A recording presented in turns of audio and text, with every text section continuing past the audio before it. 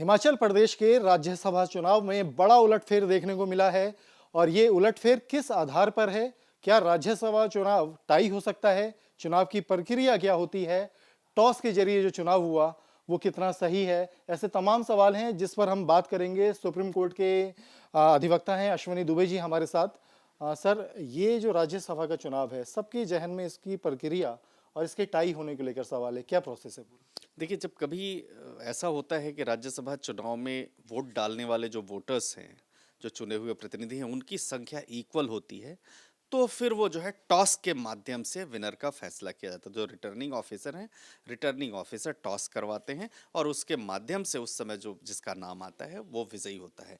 तो ऐसी ही प्रक्रिया जो देश में फॉलो हो रही है और हिमाचल प्रदेश में खास तौर से चूंकि दोनों लोगों को बराबर बराबर वोट मिले, तो इसलिए टॉस हुआ और टॉस में जो है जो बीजेपी के घोषित प्रत्याशी थे वो वहाँ पर विजयी हुए। यहाँ क्रॉस वोटिंग हुई, तो क्या जो दल बदल विरोधी कानून है उसकी यहाँ पर क्या अहमियत रह जाती है? क्या वो यहाँ पर लागू होता है? देखिए, खास तौर से जब राज्यसभा का इलेक्शन होता है तो क्रॉस वोटिंग जैसे शब्द को लेकर के कोई भी दल विरोधी कानून जो 10th शेड्यूल में दिया गया वो लागू नहीं होता है, क्योंकि दो बातें उसके पहले हैं। पहला ये कि राज्यसभा का चुनाव जो है सदन के अंदर का चुनाव नहीं होता।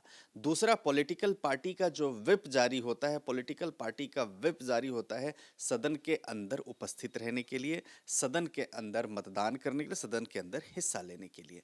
लेकिन चूंकि ये चुनाव सदन के अंदर नहीं होते हैं, तो इसलिए जो 10th शेड्यूल की बेसिक रिक्वायरमेंट है वो फुलफिल नहीं होती। इसमें तीन ही कंडीशन है। वो ये कि कोई भी सदस्य चुनी हुई पार्टी में स्वेच्छा से अपना इस्तीफा दे दे, दूसरा सदन में पार्टी के इच्छा के उलट वोट करता है, और तीसरा निर्दलीय चुनाव जीतता है।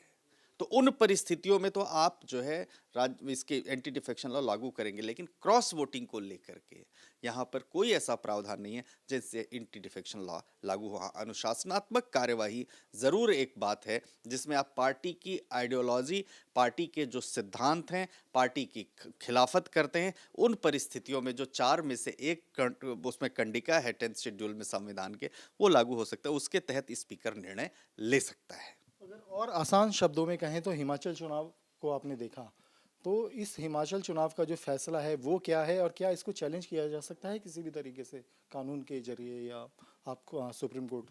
देखिए, राज्यसभा का चुनाव जो अपर हाउस का चुनाव होता है, अपर हाउस का चुनाव में खास तौर से चैलेंज करने के लिए तो कोई भी वहाँ पर चैलेंज कर सकता है, लेकिन जो व्हिप जारी होता है उस व्हिप की अहमियत वहाँ नहीं होती है। इसलिए ये कहना कि एंटी डिफेक्शन लॉ लागू होगा वो नहीं लागू, दल बदल विरोधी कानून नहीं लागू होगा। अनुशासनात्मक कार्यवाही जरूर की जा सकती है। चुनाव पूरी तरह से सक्सेसफुल है और ये फैसला एक मतलब एक नजीर बन सकता है कि जो ये चुनाव में देखा गया टॉस के जरिए चुनाव में। निश्चित तौर पर ये एक नज़ीर बन सकता है, और आने वाले दिनों में भी खास तौर से ऐसे प्रेसिडेंट्स को फॉलो किया जाएगा। और जिस तरह से बराबर बराबर जब संख्या सदस्यों को हुई, जो वोटर्स की हुई, तो उसके बाद टॉस निर्वाचन अधिकारी ने किया और जिसके पक्ष में जो है जो नाम आया उसको विजयी घोषित किया। शुक्रिया हमसे बातचीत के लिए। हाँ, अधिवक्ता अश्वनी दुबे जी, साफ है, स्पष्ट है, नियम यही था, टॉस के जरिए चुनाव हो गया और जो दल बदल विरोधी कानून है वो यहाँ पर लागू नहीं होता है। वीडियो जर्नलिस्ट संजय शर्मा के साथ अवनीश चौधरी, न्यूज नेशन दिल्ली।